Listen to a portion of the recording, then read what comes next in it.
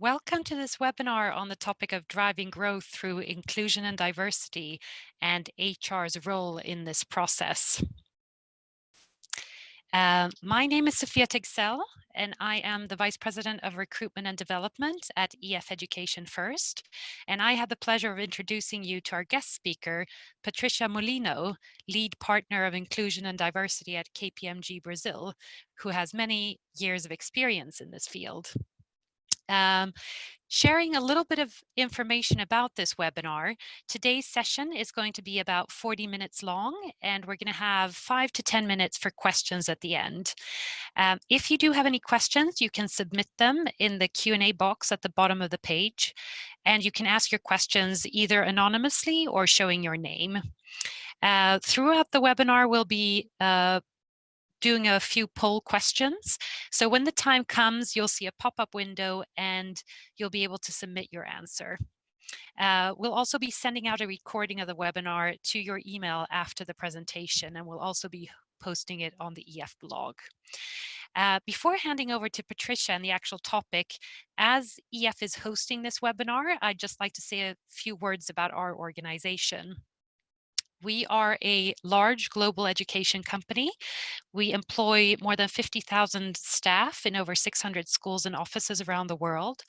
And we provide training and learning experiences for millions of people, and we service more than 2,500 client companies. With that said, I'd like to hand over now to Patricia. Hi, hello everyone. First of all, I would like to thank and congratulate EF for this initiative and for bringing such an important topic to the table. My name is Patricia Molino. I'm 53 years old. I am a psychologist and a lawyer. I work for KPMG for the last 23 years in Brazil, and I lead the inclusion and diversity topic within our region. KPMG is a professional network of, is a global network of professional firms in the professional services area, and we have more than 220,000 employees spread in 147 countries all over the world. Today we are talking about inclusion and diversity, and the first thing I would like to go through is a little bit of context. So what we are facing in the marketplace is a huge tsunami of change. We have amazing new technologies that are creating a lot of change in people's expectations, as well as we have social interactions that now are happening in many different ways and much faster ways, and they are creating new ways of work. And this means that we have a lot of changes also in the talent market, which can be said by 5 generations at work. So several companies now have people with 5 different mindsets, expectations, connections with work, a much more agile workforce.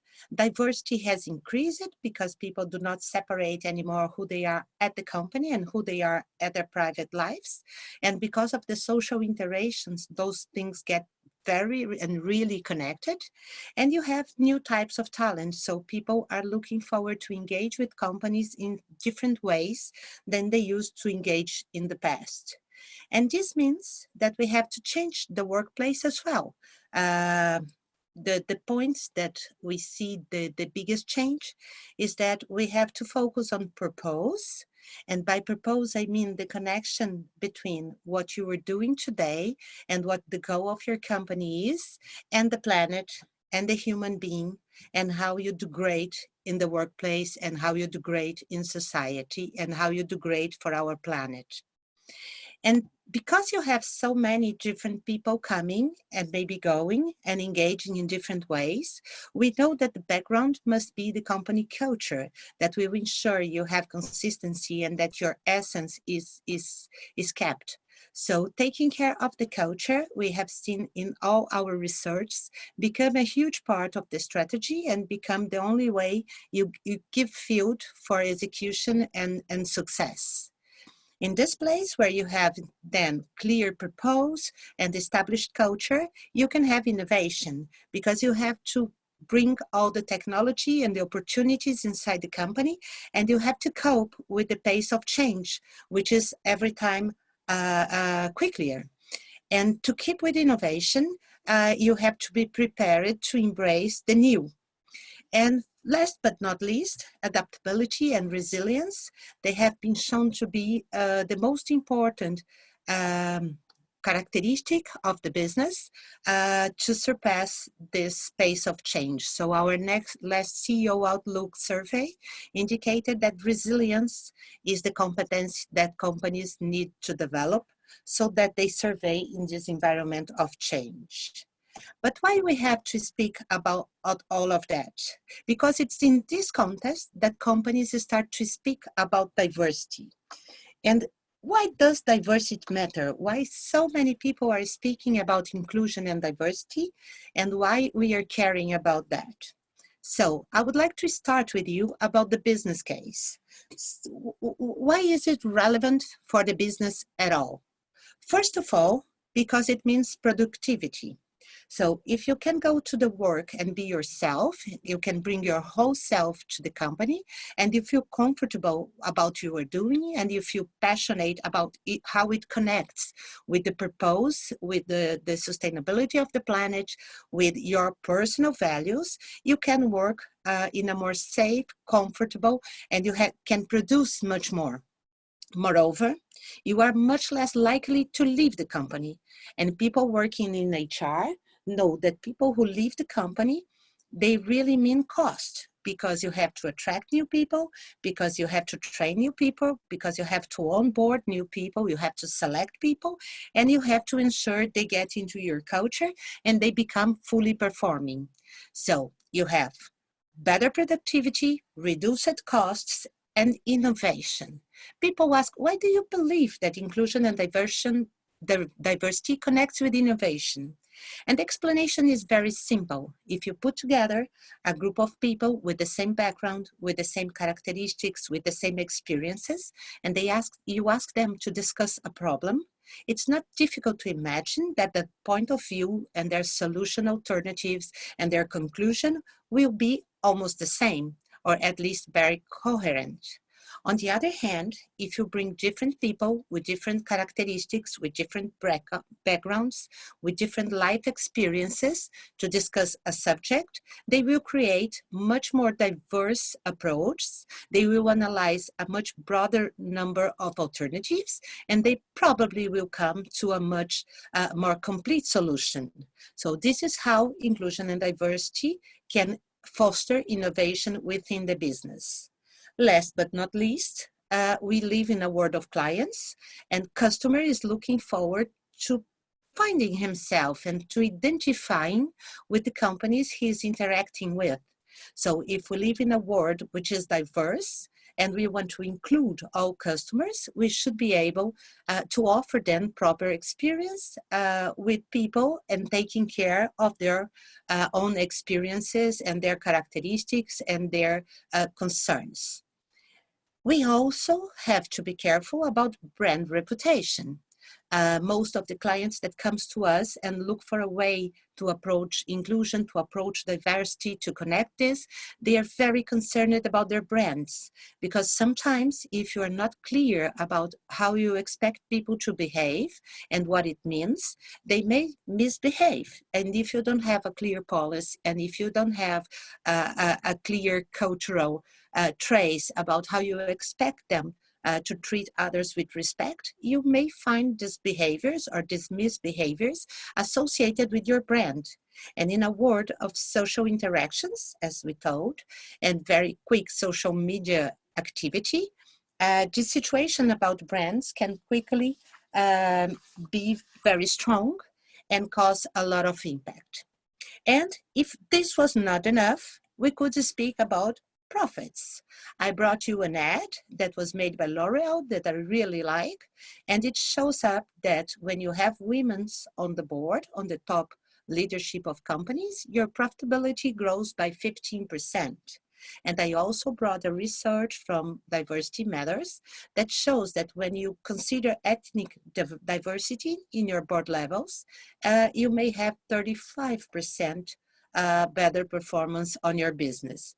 So this makes, in my opinion, a very clear business case, and this explains why most of the companies are starting, connecting, or fostering inclusion and diversity in their organizations. And supposing everyone is with me and we are now happy that we need inclusion and diversity, I believe it's a good moment for us to talk a little bit about concepts. So what's inclusion in the end of the day? Inclusion is about all of us.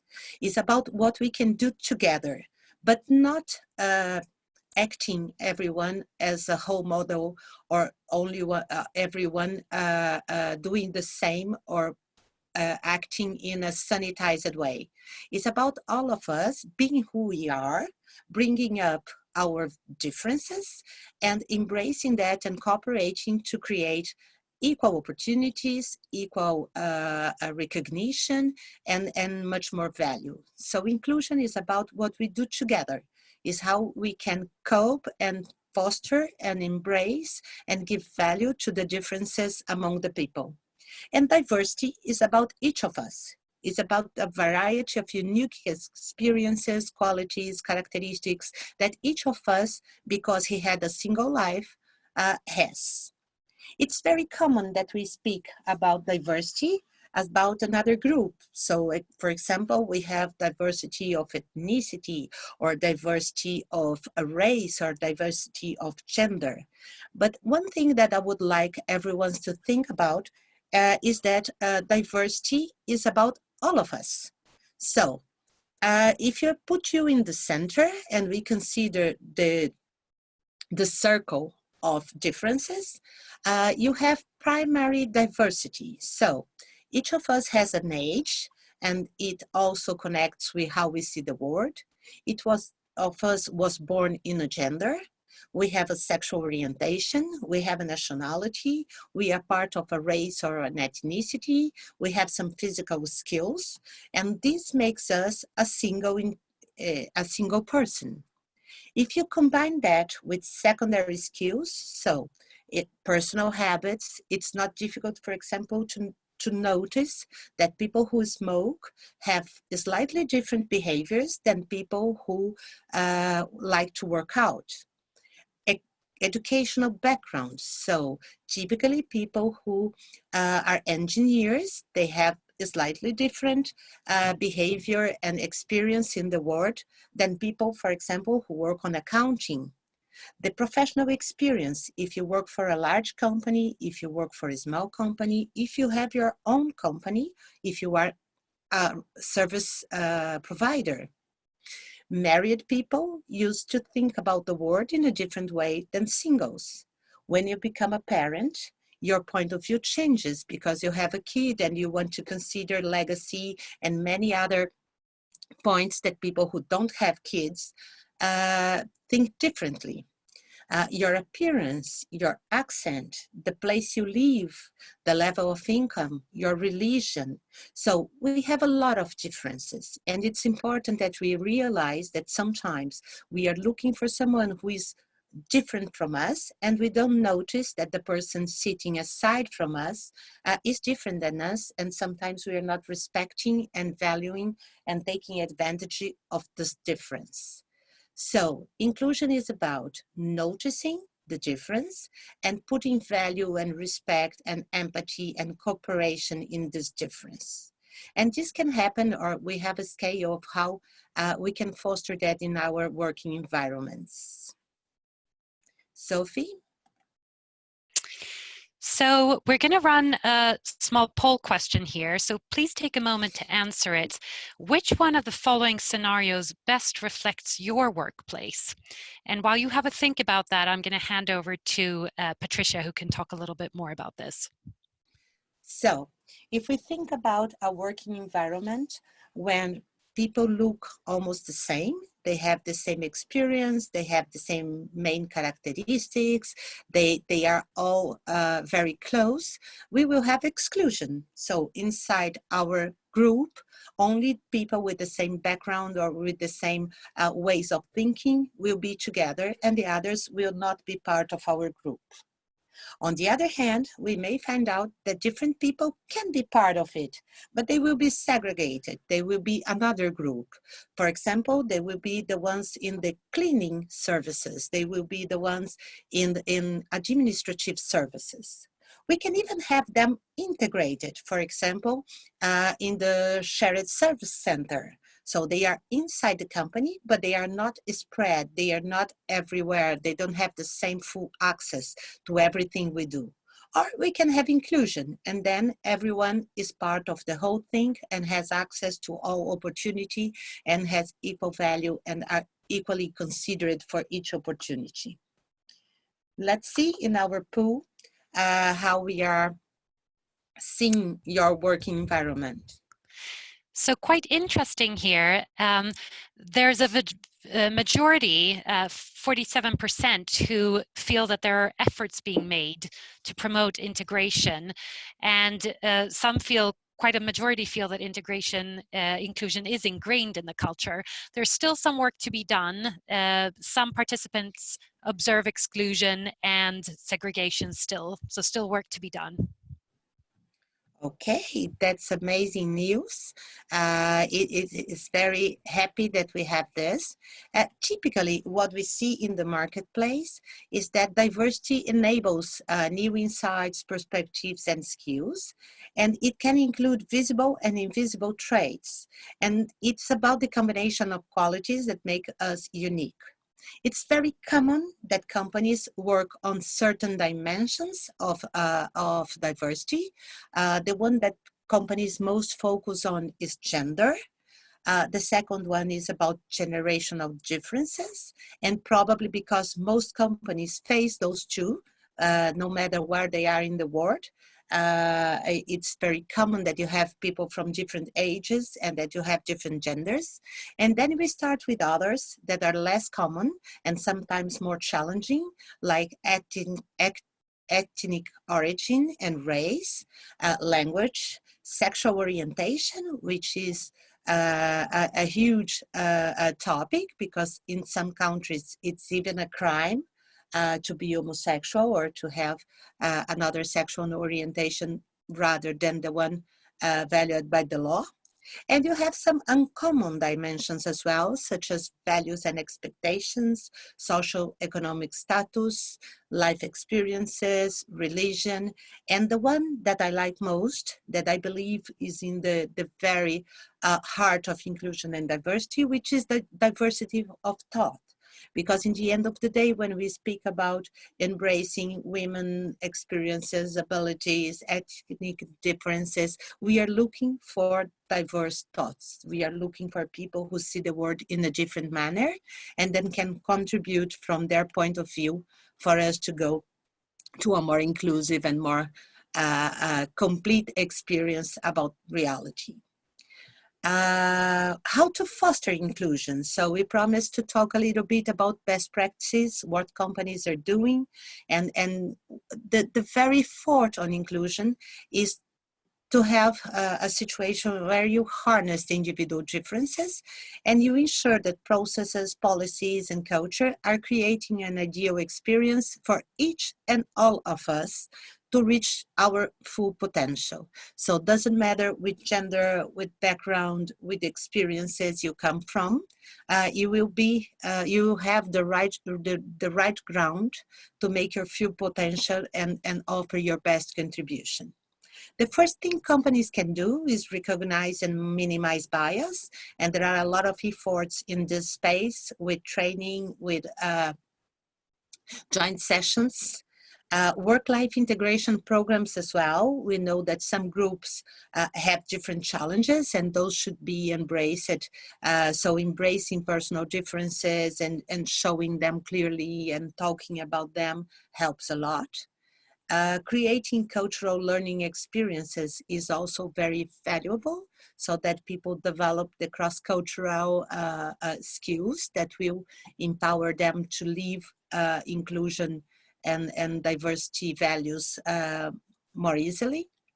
creating the diversity networks so people can identify with their similars and can have a belonging feeling and can discuss their challenges and even propose what would help that group specifically. Diversity of recruiting, because you also have to bring the difference to the company. And sometimes we have challenged that a lot of times. If you do the same recruiting strategies, you come to the same group of people.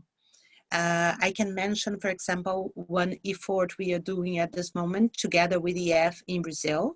We launched a challenge and a prize, and we will be recruiting 50 young people of color who will be offered a scholarship at EF and a scholarship to do the journey to digital training of KPMG for the period of 1 year, so that they empower themselves to be more successful in the work environment.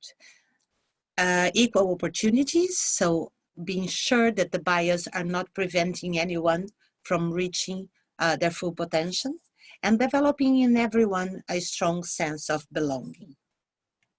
And how can we go to have this result, which is the road of success?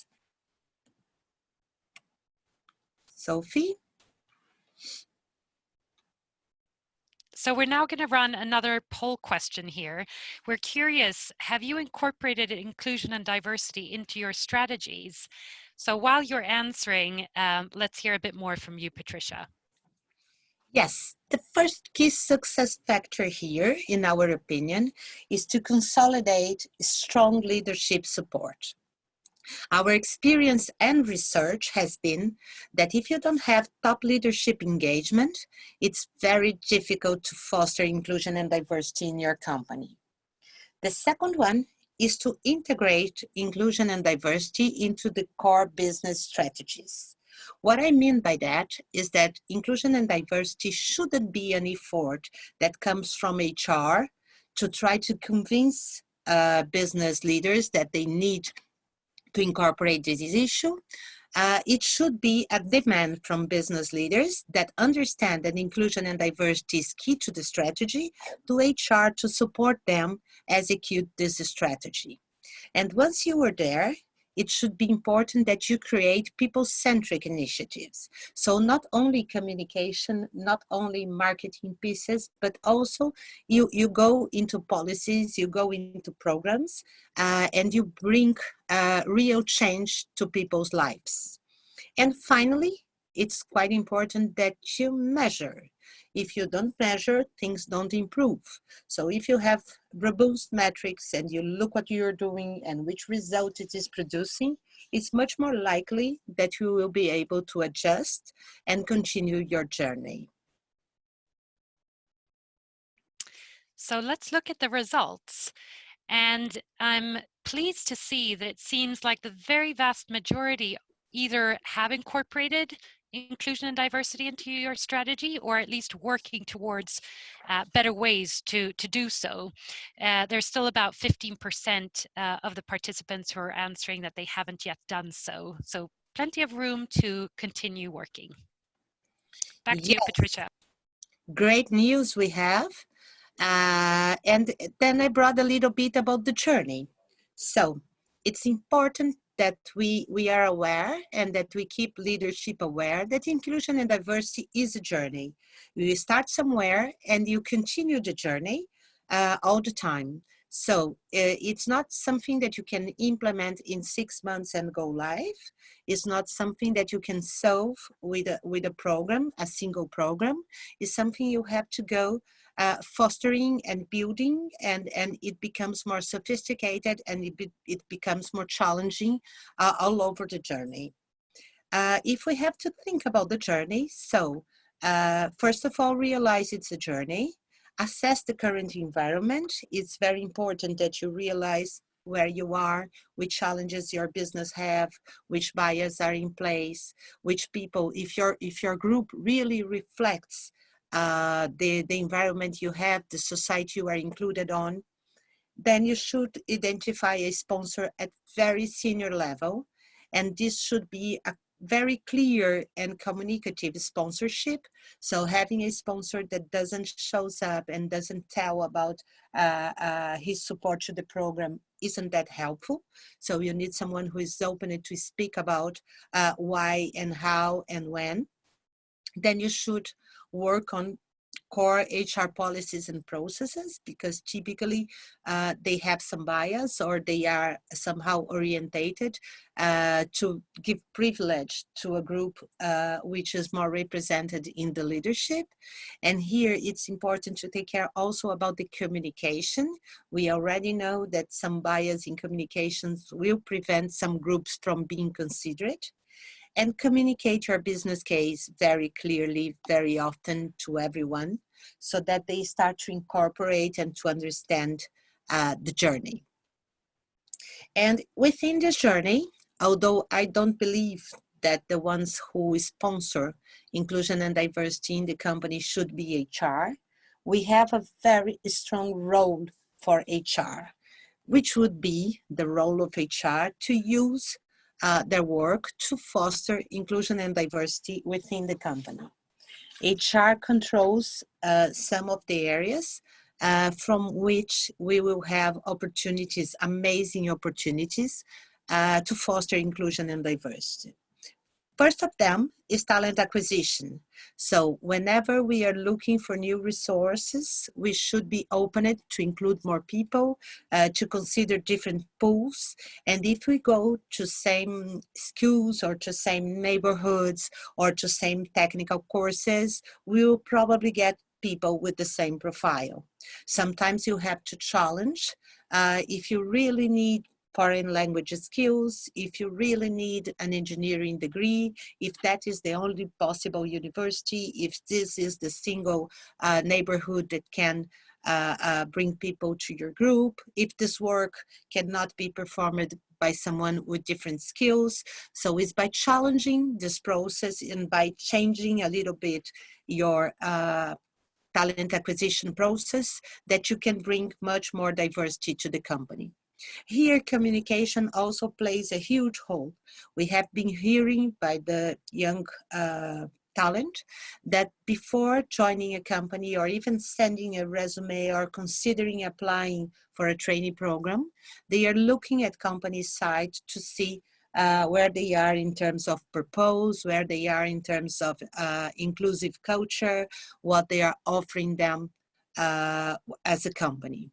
Then we have learning and development, where we have huge opportunity to foster inclusive leadership, that to foster respect, and here also a huge space to behave against and to speak up whenever we have misrespect or we have prejudice or we have discrimination in workspaces. It's important to keep in mind that people who are with less privilege inside the companies are also the ones who feel more fear about speaking out and bringing into the table the situations they live.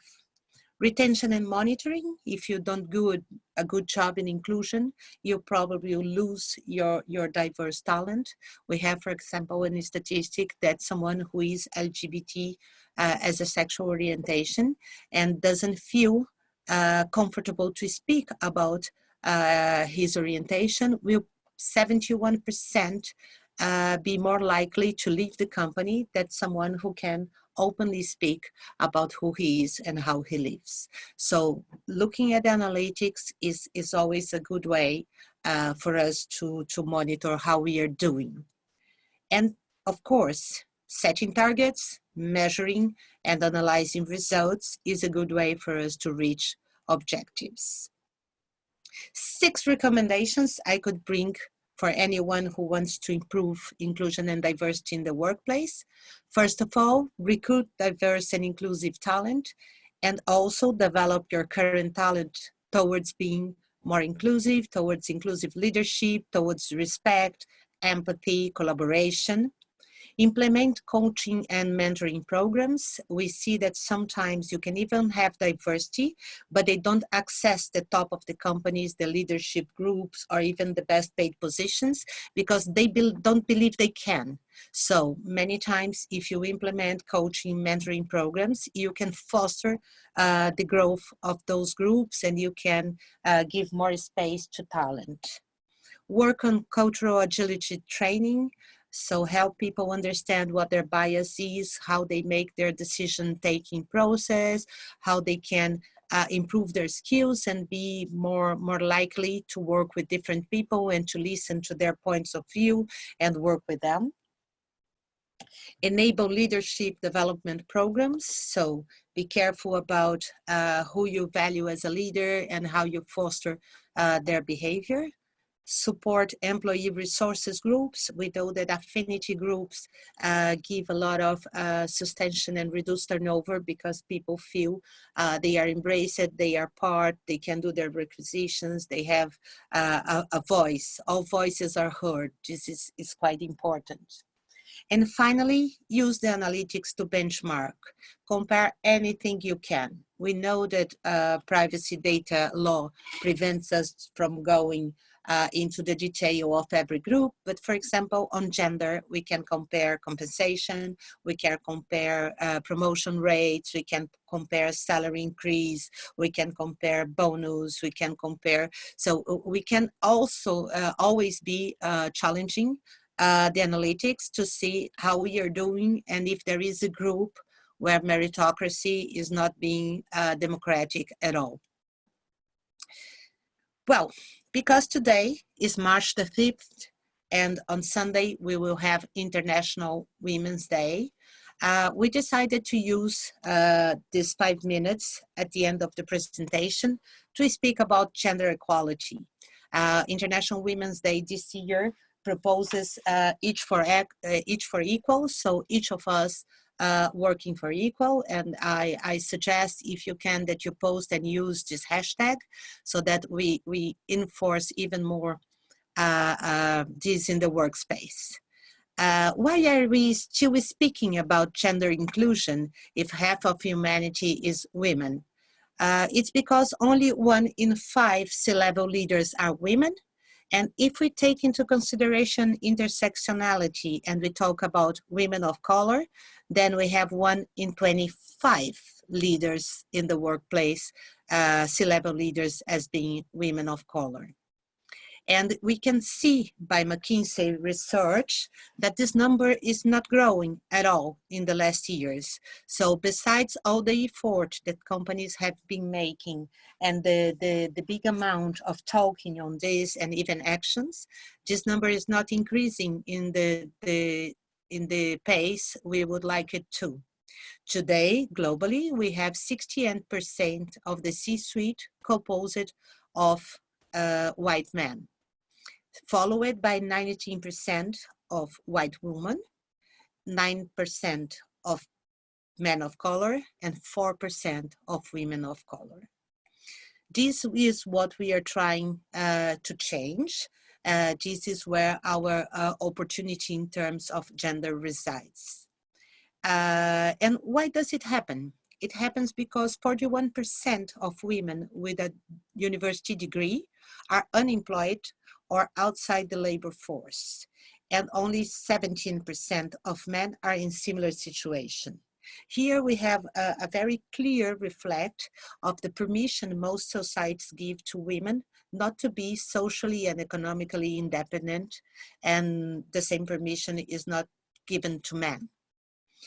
We also know that women are required to have higher education skills to be in the same position that men are, and those two informations come from International Labor Organization. We know as well that the difference is much higher when we consider people who have a kid. So if there is prejudice and barriers to the women's career, they become stronger when the woman has a kid.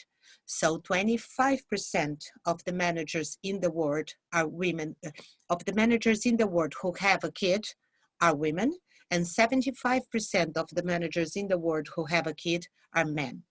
After 1 or 2 years of giving birth to a child, a man usually has a turnover around 5%, and women more than 50%.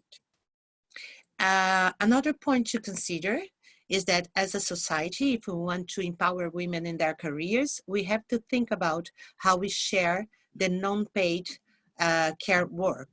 Women typically dedicate 4 hours and a half per day doing unpaid care services, and men only 1 hour and a half. If we multiply those 3 hours along 6 days a week, we will find out that a good comparison would be saying that women don't have Sunday, their week end on Saturday. They cannot rest. If you look all over the world, the numbers are quite equal. So I would like to give some attention here to Australia, where the number has been growing fast. A lot of work has been done. Important to see that we have surprises, for example, in Africa as a continent, where we have almost half of the leadership as women, and China that had changed. So it shows that necessity is an opportunity. We have US with a good number, but very stable, not improving. We have Europe composed of very different numbers according to the country. And then you have regions where it has been tough task, like India, Middle East, and my beloved South America. Well, where to start if you haven't on gender? My suggestion is that you adhere to the UN Women protocol and women empowerment principles. I work together with UN as an influencer to support companies embracing those principles. They are very easy. They are I've never met a company that doesn't believe they are useful, but UN asks that the very CEO signs the commitment so that we can show that the compromise and it's at very high level. It's very good as well because it gives companies access to tools and to a community of companies who are doing progress, and you can exchange and get a lot of materials from there. You have here the site, www.webs.org, and also we are putting this link in the chat. So if you want to learn more, I really recommend you click and have a look, and maybe challenge your CEO whether he would be willing to sign the commitment and be part of the group. It's also very important to know that this is not a problem of hers. So it's a he for she subject. There is something inside for men, and men have a role to play in changing this. We know that most suicides and depression in the world are from men. So we have to give them space as well to have their feelings, emotions, and not to put themselves into dangerous situations because they have to prove to be a man. So I really invite men to join heforshe.org and show their commitment in changing this situation. I would like to thank this opportunity to be speaking to you. We will have a Q&A, but I would like to say that respect, empathy, and inclusion of diversity, it only happens as a sum of the behaviors and habits of each of us. So my question in the pool now for you is, can we count on you? Are you ready to do a commitment? And if you want to share your commitment with us, feel free to write in the link or in the chat, and we will be putting them together so that we see how people are looking forward what they are offering as a contribution. So it seems like the results here are very promising, and that the vast majority of you are committing to driving inclusion and diversity in your respective organizations. So very happy to hear that. Patricia, thank you so much for an inspiring and insightful presentation, which sure made me think about my role in HR, given diversity and inclusion perspective. We're going to take a few moments now for a Q&A. There have been lots of incoming questions. One reoccurring question is on the topic of kind of metrics and KPIs for I&D programs. So I'm reading one question here, specifically, how would you measure, or can you tell us more about how you'd measure KPIs related to I&D initiatives and programs? Patricia, do you have any insights to share on that? Yes, I do. I do believe that we have some general KPIs that any company can measure. But we have some specific based on the programs. So if you want to go to general I&D KPIs, I would look how your population compares to the population where you are, where you have your facilities or where you operate. For example, it's not useful to be looking for people of color maybe in China. Or to be measuring how many people, how many Chinese you have in China. But it may be useful to use what is relevant to compare your population to the population you are in. Gender are KPIs that you can use all over the world, and you can check, for example, participation of women in leadership. You can check participation in women on the core business. You can check, for example, the level of attention women are giving in meetings. You can check whether they are high performers in the company. I love one CEO that says that whenever he looks at the meritocracy program and he finds out that only white men are top performers, and he believes that talent is democratically distributed, he is sure that there is something wrong with the system, not with the people. So you have to keep an eye on those. We typically prefer, for example, with some the dimensions, not to have direct KPIs. So we don't look for how many LGBT people you have inside your company, because sometimes it's not even authorized for you to ask who is LGBT. But for example, you can measure how many people believe that LGBT deserves the same respect, the same space, and the same care than other people. And by having everyone supporting that this difference should not be an issue in their career, and that they are prepared to work with, you have an amazing KPI. So I believe that the KPIs will depend on your on where you are in the world, as well as which challenges you have. But it's also very important that they are relevant for your strategy, for your business. Thank you so much, Patricia, for those insightful reflections. Another question that's come in is quite interesting here. How can we correct the confusion between tolerance on one hand and inclusion on the other hand? What are your thoughts on that, Patricia? Well, we always talk about the ally journey. So we believe that besides the group who is directly impaired by one characteristics, you have the rest of the people that should support as well.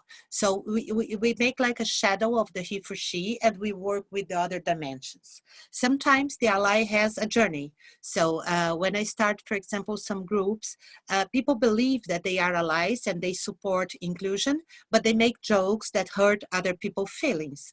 And they don't believe that the joke is about not being inclusive. So the first thing you have to do is to understand where you are in the journey. So sometimes you are not even tolerating well, and you believe you are an ally and you are doing inclusion. So you have to help people reflect and understand, and maybe get into contact with moments in their lives where they suffered prejudice, where they felt they were not considered, so that they can be better knowing the other people and behaving. One thing that we face it very clearly in the programs is that when you speak about diversity and when it's far away from you and you don't know that diversity. You didn't have previous experiences, or your experiences were bad. The fact that you don't know frightens you, and your defense is typically aggressive. When you come closer and you learn and you get information, it's easier for you to have better feelings and better experiences with different people. It's always important to remember, people, that if you are in your comfort zone, talking to people who think like you are probably losing an opportunity to learn. It's only when you are in discomfort, out of your comfort zone, that you will experience growth and new perspectives and development. Thank you, Patricia. Some really good insights there. So unfortunately, we're not able to answer all the questions as we're running out of time, but we'll make sure to get back to you with answers in our follow-up communication. So with that said, again, on behalf of EF, from Patricia and myself, thank you so much for attending this webinar. Bye-bye. Thank you so much. Thank you, EF, for hosting and inviting me as well. Thanks to everyone who took the time to listen to us. Thank you.